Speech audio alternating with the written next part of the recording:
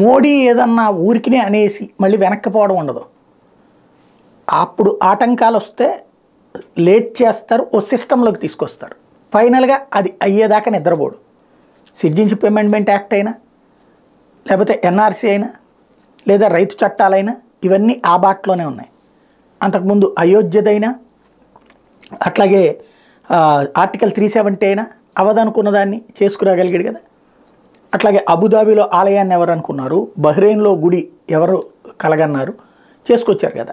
ఇప్పుడు వచ్చేటప్పటికి ఎన్నికలకు సంబంధించి 2023 నుంచి జమిలి ఎన్నికలు, ఇది కీలకమైనటువంటి అంశం. ఈ జమిలి ఎన్నికలకు సంబంధించి ఇది 29 నుంచి జమిలి ఎన్నికలు. దీనికి వీలుగా రాజ్యాంగంలో కొత్త అధ్యాయాన్ని తయారు చేయడానికి న్యాయ కమిషన్ సిఫార్సు చేసింది.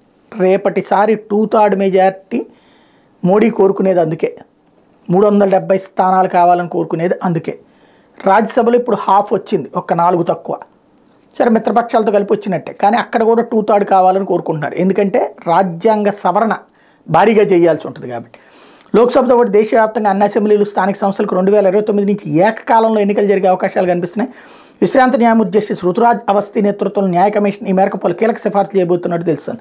జమిలి ఎన్నికల నిర్వహణకు వీలుగా రాజ్యాంగంలో కొత్త అధ్యాయాన్ని చేర్చాలని అది సూచించినట్టు సమాచారం. విశ్వసనీయ వర్గాలు బుధవారం వెల్లడించిన వివరాల ప్రకారం దేశంలో తొలి జమిలి ఎన్నికలు 2029 మే, జూన్లో జరుగుతాయి. ఇందుకోసం రానున్న 5 ఏళ్లలో మొత్తం 3 దశల సర్దుబాటులో దేశవ్యాప్తంగా అన్ని అసెంబ్లీల గడువు ఏకీకరణ ప్రక్రియను పూర్తి చేస్తారు. ఒకే దేశం ఒకే ఎన్నికలపై కొత్త అధ్యాయాన్ని చేర్చేందుకు రాజ్యాంగ సవరణ చేపట్టాలని లా కమిషన్ కేంద్ర ప్రభుత్వానికి సిఫార్సు చేసింది. అందులో జమిలి ఎన్నికలతో పాటు వాటి సుస్థిరత, లోక్సభ, అసెంబ్లీలు, పంచాయతీలు, మున్సిపాలిటీలకు ఉమ్మడి ఓటర్ జాబితా సంబంధిత అంశాలు ఉంటాయి.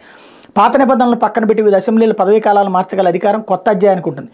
ఏకకాల ఎన్నికల కోసం సర్దుబాటు ప్రక్రియలో భాగంగా తొలి దశలో 3 నుంచి 6 నెలల మేరకు గడువును తగ్గించాల్సిన అసెంబ్లీలపై దృష్టి పెడతారు.